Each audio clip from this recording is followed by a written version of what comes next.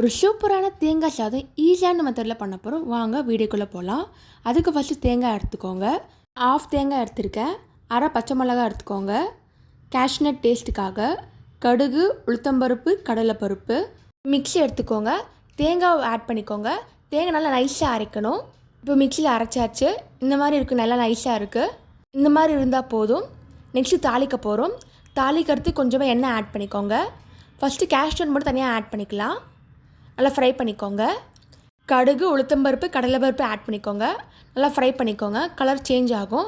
அதுக்கப்புறமா பச்சை மிளகாவும் கருவேப்பிலை ஆட் பண்ணிக்கலாம். திருவின தேங்காய் ஆட் பண்ணிக்கோங்க. கடைசியாக கேஷ்நட் ஆட் பண்ணிக்கோங்க. நல்லா ஃப்ரை பண்ணுங்கள். நெக்ஸ்ட்டு ரைஸ் எடுத்துக்கோங்க. நல்லா ஆறி இருக்கணும். தேங்காவை மிக்ஸ் பண்ணிக்கலாம். உப்பை ஆட் பண்ணிக்கோங்க.